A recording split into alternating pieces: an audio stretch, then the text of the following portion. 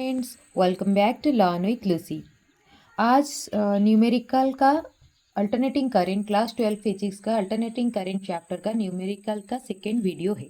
ठीक है, पहला न्यूमेरिकल है, पहला प्रॉब्लम है। The reading of an ammeter in an alternating circuit is 4 ampere. The peak value या फिर maximum value of the current in the circuit.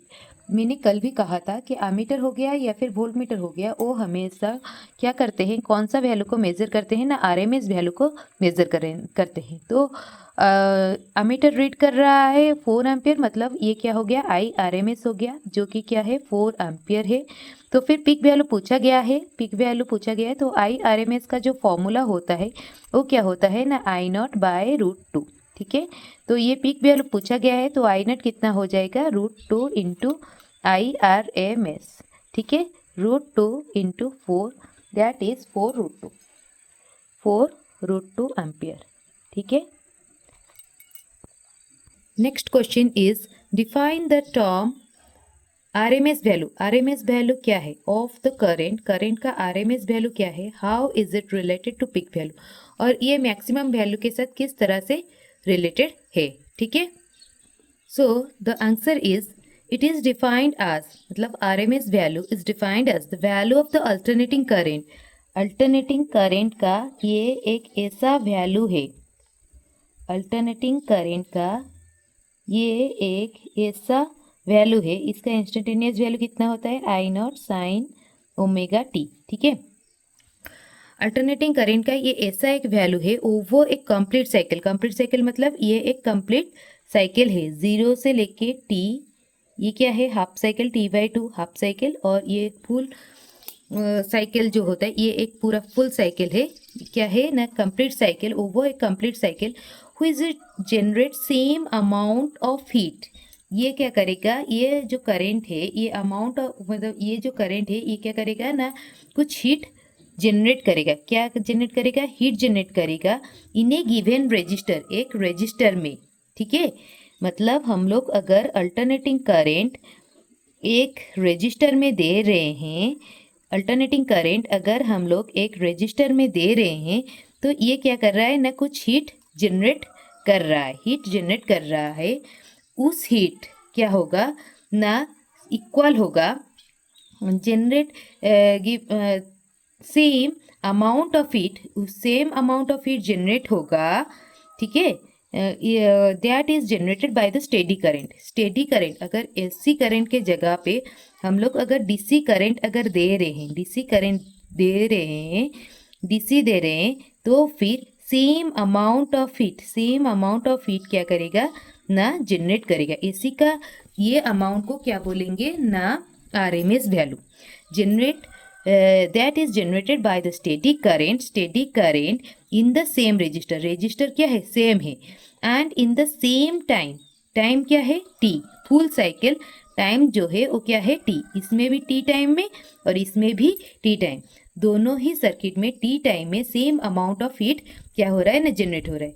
इसी का उस वैल्यू को क्या बोलेंगे ना, आरएमएस वैल्यू, उस वैल्यू को बोलेंगे आरएमएस वैल्यू। ठीक है, इस आरएमएस वैल्यू को हम लोग वर्चुअल वैल्यू भी बोलते हैं या फिर इफेक्टिव वैल्यू भी बोलते हैं। ठीक है, क्वेश्चन था how is it related to the peak value. Peak value मतलब ये वाला पिक वैल्यू जो कि है, इसका वैल्यू क्या है, आई नॉट है। तो ये पिक वैल्यू के साथ ये आरएमएस वैल्यू का रिलेशन क्या है, ये इधर आरएमएस वैल्यू होता है, आरएमएस वैल्यू और पिक वैल्यू के बीच में रिलेशन क्या है, IRMS is equals to peak value of current divided by √2. Peak value of current divided by √2. This is the relation between the RMS value and the peak value of the alternating current. ठीक है, next question है the peak value of the EMF in the AC is E0। तो pick value जो है वो क्या है, E0, maximum value AC का मैक्सिमम वैल्यू दिया गया है E0, right the RMS value. तो RMS वैल्यू का फॉर्मूला क्या है, ERMS is equals to E0 peak value divided by √2, peak value divided by √2, and average value over a complete cycle. ये क्या था, ओवर ए कंप्लीट साइकिल मतलब ये total cycle के लिए इतना होता है, टोटल साइकिल के लिए t, ये क्या है E है, तो ये मैक्सिमम जो है E0 है। ठीक है, और इसका इंस्टेंटेनियस वैल्यू जो होता है ये क्या होता है, E not sine omega T होता है। और ये टोटल टाइम पीरियड जो है कंप्लीट साइकिल, ये एक कंप्लीट साइकिल है, ठीक है। Over a complete cycle E R M S is equal to E not by root two. But average value हमेशा क्या होता है ना, हाफ साइकिल में कैलकुलेट किया जाता है, हाफ साइकिल में। During the positive half cycle E average, during the positive half cycle E average equals to 2 E not by pi. ये क्या है, पॉजिटिव हाफ साइकिल में, पॉजिटिव हाफ साइकिल में। और during the negative half cycle, positive half cycle मतलब क्या है, 0 to T by two, ठीक है। During the negative half cycle E average का वैल्यू कितना होता है ना, minus E not by pi in the negative half cycle, in the negative half cycle that is from T by two to T, T by two to T. तो total during उसने पूछा है कि average value over a complete cycle, complete cycle मतलब 0 to T में, 0 to T time period में ई average कितना होगा, E average is equal to 2 E not by pi minus 2 E not by pi is equal to 0। Over a complete cycle हो जाएगा 0, over half cycle 2 E not by pi, ठीक है।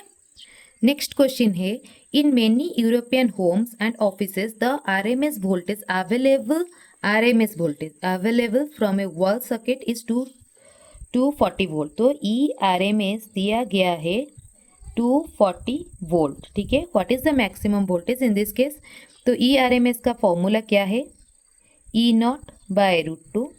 तो maximum value कितना हो जाएगा ना, root two into RMS। Root two का वैल्यू कितना होता है ना, 1.414 इंटू RMS कितना है 240। इसको अगर कैलकुलेट करेंगे तो ये आ रहा है 339.36, 339.36 वोल्ट, ठीक है। Next question is an AC current I equals to I naught sin omega t produce certain heat H in a resistor R over a time period 2 pi by omega। तो एक AC current है, AC current है जो कि एक resistor R में I equals to कितना है ना, I not sine omega T. वो क्या कर रहा है ना, रजिस्टर में हीट प्रोड्यूस कर रहा है। वो हीट क्या है, वो हीट क्या है ना, H है। कितने टाइम पीरियड में ना, 2 pi by omega time period में वो हीट प्रोड्यूस कर रहा है। Right the value of the DC current that it produce the same heat, मतलब DC करंट कितना होगा, DC करंट कितना होगा उसी सेम रजिस्टर में, ठीक है। Right the value of the DC current, ये वैल्यू कितना है ये पूछा गया है, ठीक है। That would produce the same heat, same heat क्या करेगा ना, प्रोड्यूस करेगा in the same register in the same time period. मतलब सेम टाइम पीरियड में वो कितना अमाउंट ऑफ DC करंट अगर हम लोग देंगे तो फिर सेम हीट प्रोड्यूस करेगा, ठीक है। तो अभी हमारा क्या है ना, जो हीट जो प्रोड्यूस हो रहा है due to the AC, heat जो प्रोड्यूस हो रहा है ड्यू टू द AC क्या होगा, I RMS square RT। Heat का इक्वेशन RMS की जगह पे हम लोग क्या लिख सकते हैं ना, I not by root two का स्क्वायर RT, ठीक है। और इधर जो हीट प्रोड्यूस हो रहा है वो किसके लिए हो रहा है, DC की वजह से हो रहा है। वो DC करंट क्या है, I है, I स्क्वायर RT। ये दोनों हीट क्या है ना, सेम है, ये दोनों हीट क्या है, सेम है। तो इन दोनों हीट को क्या करेंगे, इक्वल कर लेंगे। That is I not square by 2 RT is equal to I square RT। ये RT क्या हो गया, सेम हो गया। तो I स्क्वायर इक्वल टू कितना आ गया ना, I not square by 2, that is I is equal to I not by root two, I equal to I not by root two. तो DC करंट का वैल्यू कितना होगा, I not by root two, I not by root two. क्योंकि ये heat और ये heat दोनों equal है, इस हीट को इस हीट के साथ इक्वल कर लिया, ये वैल्यू और ये वैल्यू को इक्वल कर लिया, इससे DC करंट जो होगा वो क्या होगा, निकल आएगा। ये जो DC करंट है ये किसके साथ इक्वल है ना, इसका AC का RMS करंट के साथ इक्वल है, ठीक है। समझ में आया। अगर ये न्यूमेरिकल आपको समझ में आया, please like, share and subscribe my channel. Thank you so much for watching.